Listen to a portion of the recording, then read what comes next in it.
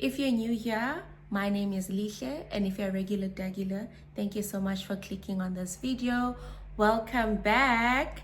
We are introducing a new segment today, guys. It's a Let's Get to Work segment. Why? Because we are looking for employment in South Africa. We have a very high unemployment rate, guys, and it's important for us to always stay ready for our next jobs. Whether you're a student looking for employment or you're already in the workplace, you're looking to switch jobs, we always need to be ready and geared up.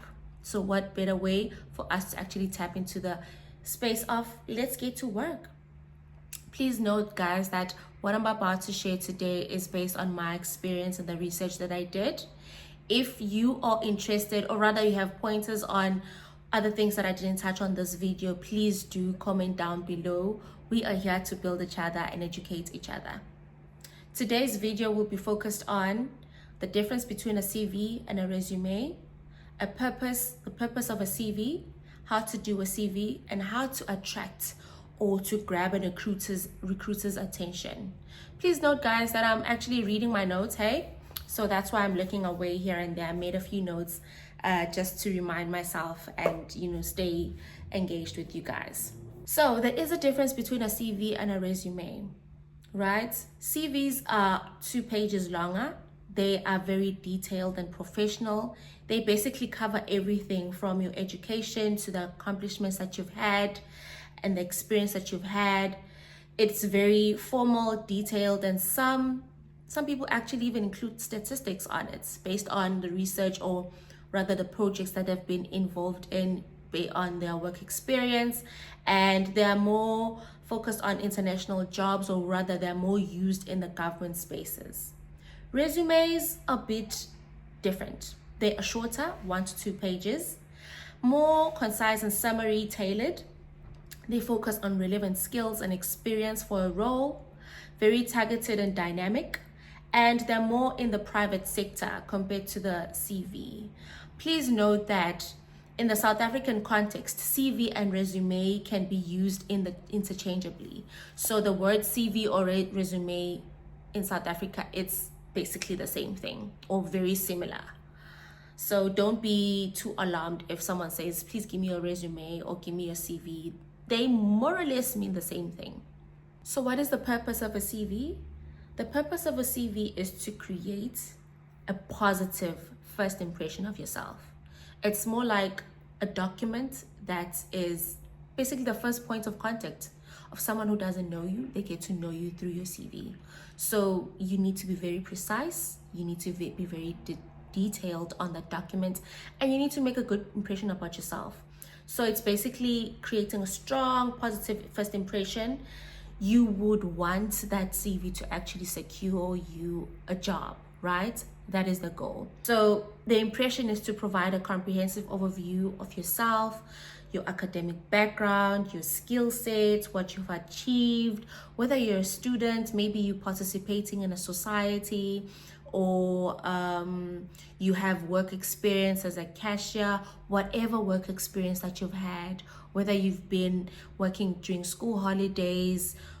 Listen, everything needs to be on that CV, and you need to be very intentional about it, because this is like a marketing strategy. It's you marketing yourself to your next employer. I know it's very nerve-wracking when you put together a CV, because you think to yourself, more especially if you're a student, you think to yourself, I don't have much experience. But everything that you've done in varsity, for example, if you were part of a society, a student society, or you've been part of,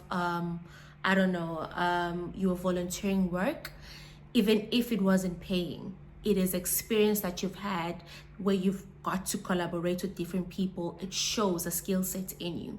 For example, I remember back in varsity, I was part of a student society called Eyesight, and we used to basically create events, put together events for our industrial psychology students, our members would sign up for memberships. We would make sure that we have workshops. We would actually put together training sessions where we had role playing. It was so much fun, guys.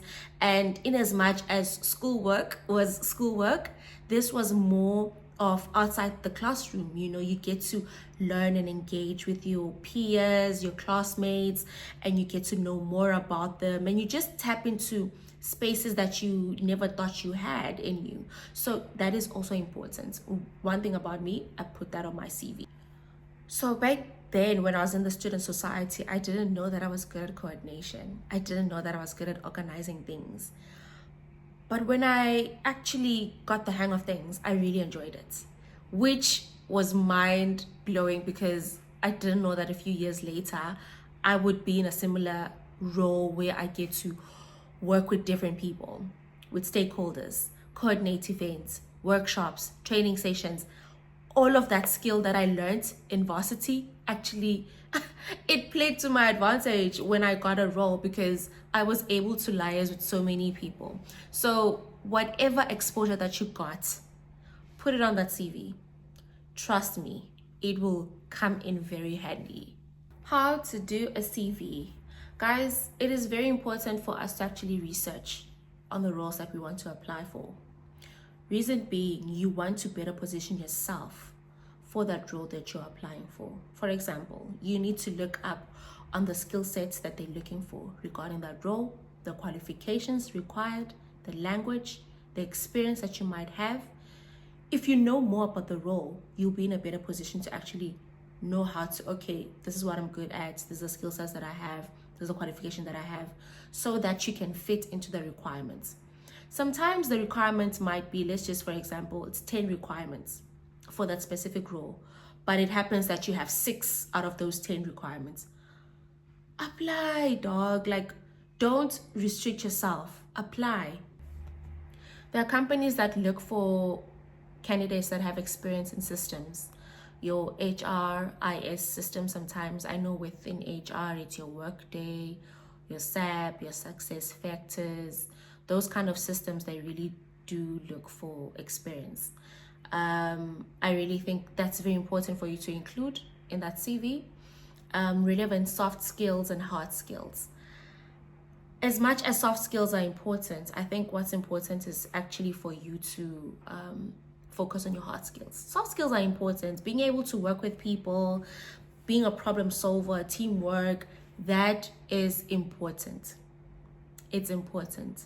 More especially if it's, you know, for example, in HR, you need to be able to collaborate with people. You need to be able to communicate. Those are like the generic type of skills of which you can build. But even with the hard skills, they're very, I think some roles are very technical about it. They love people that are technical. They love people that are analytical. If you're detail oriented, you can pick up or are able to report, doing data reporting. Those kind of skills are very important. So it's important for you to actually put yourself out there, include that information in your CV. The structure and format of your CV is important. The way you've put it together, the words that you've used is very important, because a lot of recruiters receive CVs. If your CV stands out and they have the right wording, the right layout, it's easy on the eye, it really does define the outcome of the impression that the business or the company might have of you. You need to make sure that it's legible. Please make use of Microsoft Word templates, guys. They really do help. Google Docs as well. They have templates that you can make use of. Keep it short. Keep it short. 2 pages is enough for you to actually summarize everything. I know a lot of people use AI to put together their CVs, and they use the fancy words, they use the fancy wording.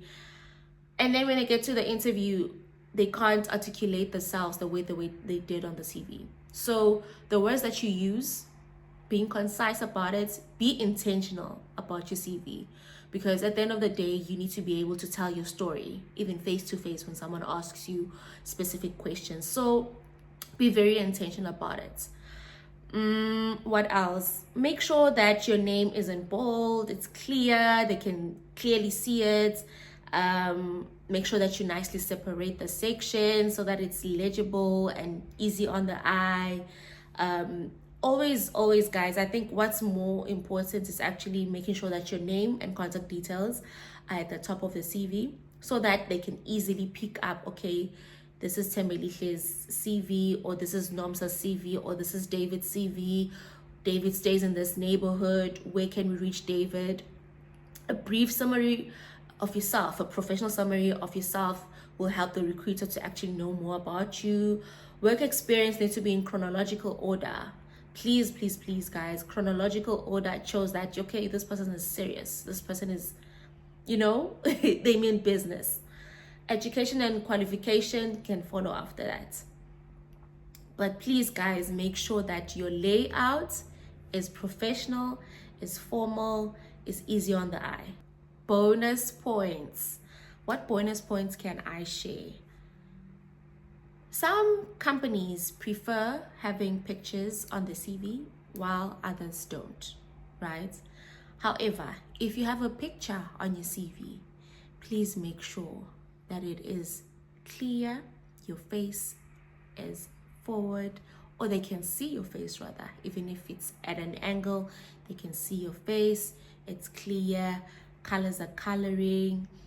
It should be professional and it does make an impression.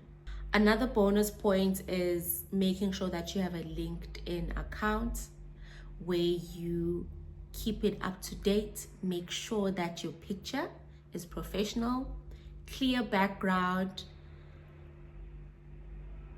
easy on the eye, catchy, not a selfie. Please don't do selfies, guys. If you want a LinkedIn picture, don't do selfies.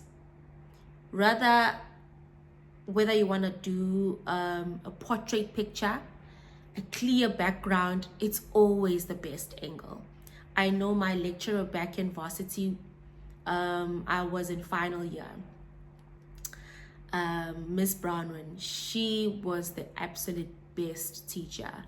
She used to tell us, guys, create LinkedIn accounts. You make sure that your picture is clear. No selfies, because selfies can be seen as unprofessional, and you want to make sure that you have a good impression of the person that is going to look through your profile. You make sure that it's up to date. Whatever activities, whether it's a work project, whether it's volunteering work, whether it's something that you've been part of that you think is important, post about it, Lala. Post about it. Make noise about it on the timeline on LinkedIn to show that you are engaging. Engage with the people that comment on your posts. Make sure you're locked in. Listen, you are there, because that is important. And the reality is, employers do look at your content, more especially the formal professional platforms like LinkedIn, and you need to make sure that it is up to date. Also, your CV doesn't need to be too busy.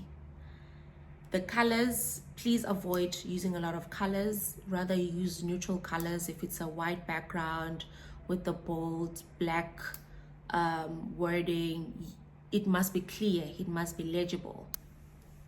I remember in varsity, my lecturer, Miss Brownwin, would tell us that you guys need to participate in volunteering work. You need to be in a student society, or whatever the case may be. And back in the day, I was like, this woman is just yapping. God, the girl knew what she was talking about. Because it does count. The fact that you are part of a student society, you are in a committee, it goes a long way, because it shows that you can work with other people. You are a team player. That's about it from me.